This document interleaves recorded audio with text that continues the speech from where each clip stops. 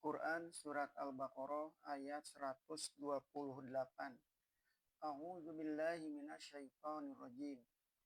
Rabbana waj'alna muslimaini laka wa min dzurriyyatina ummatan muslimatan laka wa arina manasikana wa tub alaina innaka antat tawwabur rahim. Ya Tuhan kami, jadikanlah kami keduanya ini orang-orang yang berserah diri kepada Engkau. Setelah rumah atau Ka'bah itu selesai mereka dirikan, mereka berdua pula lah orang yang pertama sekali menyatakan bahwa mereka kedua muslimaini laka, muslimin kami keduanya kepada Engkau, yang berpokok kepada kata-kata Islam yang berarti berserah diri.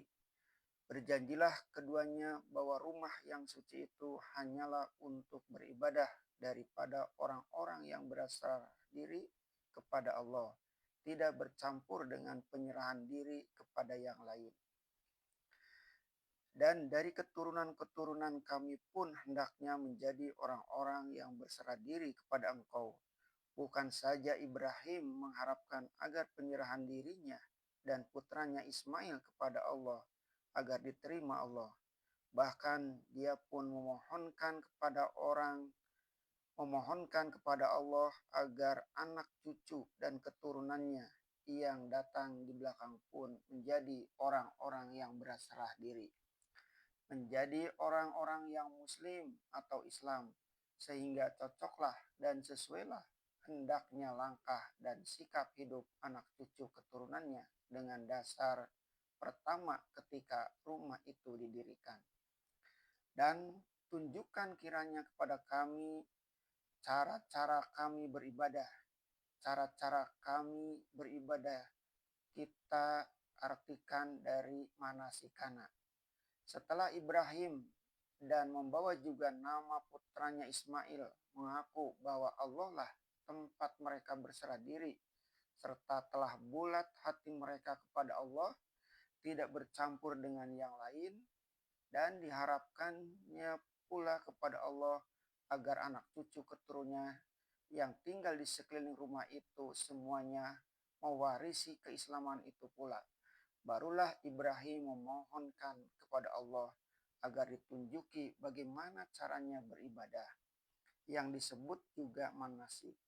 Manasik bisa diartikan umum untuk seluruh ibadah dan bisa pula dikhususkan untuk seluruh upacara ibadah haji.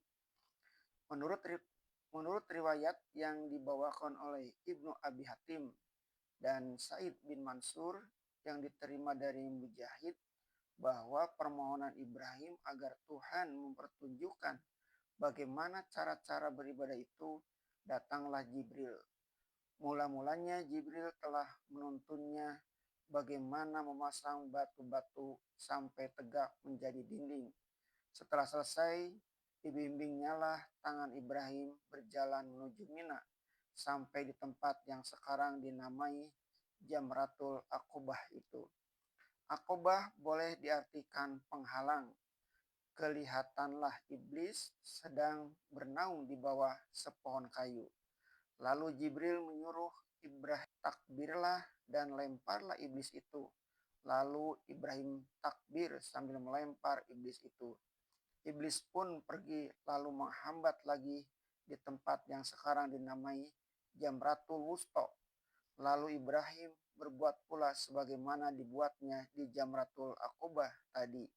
Dan demikian juga dibuatnya sampai di Jamrah yang ketiga. Kemudian Jibril membimbing tangan Ibrahim lalu berjalan menuju Mas'aril Haram, Musdalifah. Kemudian itu berjalan terus ke Arafah. Sesampai di sana berkatalah Jibril, sekarang telah engkau kenal Arafta, ibadah yang aku pertunjukkan kepada engkau itu. Ibrahim menjawab, "Naam, ya." Sekarang sudahkah engkau kenal Arafta, ibadah-ibadah yang aku pertunjukkan itu? Diulang oleh Jibril sampai 3 kali. Maka menjawablah Ibrahim, Naam, ya, saya sudah kenal sekarang. Maka berkata pula Jibril, kalau demikian, mulailah engkau panggil manusia untuk mengerjakan haji. Lalu Ibrahim bertanya, bagaimana cara aku memanggil mereka? Jibril menjawab, katakanlah, wahai sekalian manusia, sambutlah seluruh Tuhan, sambutlah seruan Tuhan kamu. Serukanlah demikian sampai 3 kali. Lalu yang demikian itu dilakukan oleh Ibrahim, maka menyahutlah hamba-hamba Allah. Seruanmu telah hamba dengar ya Allah, dan hamba segera melakukannya. Inilah arti yang agak dekat dari kata-kata labbaika. Kata mujahid seterusnya, maka barang siapa yang menyambut seruan Ibrahim di masa itu, akan jadi hajilah dia. Kita salinkan riwayat yang diriwayatkan oleh Ibnu Abi Hatim dan Said bin Mansur daripada tabi'in yang terkenal itu, yaitu Imam Mujahid hanyalah sekedar untuk tafsir saja. Satu riwayat pula dari Ibnu Jarir dan diterimanya dari tabi'in Said bin Musayyab yang diterimanya pula dari Ali bin Abi Thalib. Demikian bunyinya. Setelah Ibrahim selesai membina Baitullah itu, berserulah dia kepada Allah, ya Tuhanku, telah aku kerjakan apa yang telah engkau titahkan. Sekarang aku bermohon, pertunjukkanlah kepada kami bagaimana caranya ibadah-ibadah kami atau manasik kami. Maka diutus Allah Jibril, lalu dituntunnya Ibrahim mengerjakan haji. Ada juga beberapa riwayat lain yang hampir sama isinya. Disebut juga gangguan setan di tengah jalan itu, sebagaimana keterangan Mujahid tadi. Ada juga riwayat lain dari Ibnu Huzaimah dan At-Tabrani dan Al-Hakim, dan diakui sahihnya, dan Al-Baihaqi di dalam Syu'bul Iman. Semuanya dari Ibnu Abbas. Dan ada juga riwayat lain dari Ahmad dan Al-Baihaqi dan Ibnu Abi Hatim. Dari sekian riwayat ini dapatlah kita mengambil kesimpulan bahwasanya setelah selesai mendirikan Ka'bah, Ibrahim dituntun oleh Jibril dengan perintah Allah agar dia mengerjakan haji dan sunnah yang telah direntangkan oleh Nabi Ibrahim. Itulah yang diterima turun-temurun oleh manusia, khususnya anak cucunya sebagai pelopor pemberi contoh yang pertama, yaitu bangsa Arab dan manusia pada umumnya yang percaya. Lantaran riwayat Mujahid yang kita salin di atas bahwa Nabi Ibrahim menyeru manusia mengerjakan haji, timbullah suatu kepercayaan pada setengah manusia, lalu mereka meniru Nabi Ibrahim, mengipas-ipas, memanggil-manggil keluarganya yang di kampung supaya terseru pula naik haji. Kalau perbuatan memanggil-manggil, mengipas-ipas serban dilakukan orang karena memandangnya sebagai suatu ibadah, maka bid'ahlah perbuatan itu. Dan jika hanya karena iseng-iseng saja, terserahlah kepada yang mengerjakan. Dan ampunilah kiranya kami, sesungguhnya Engkau adalah Maha Pengampun lagi Maha Penyayang.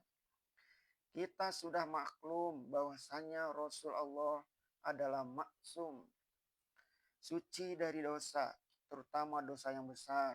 Tetapi orang-orang yang telah mencapai derajat iman yang sempurna sebagai Ibrahim dan Ismail tidaklah berbangga dengan anugerah Allah kepada mereka dengan maksum itu.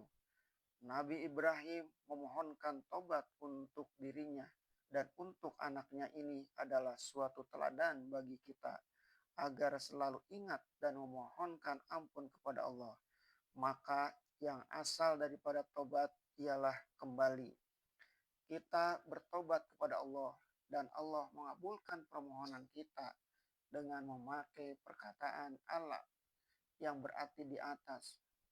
Kita mendaki menuju Allah dan Allah menarik tangan kita ke atas. Nabi Isa alaihissalam yang maksud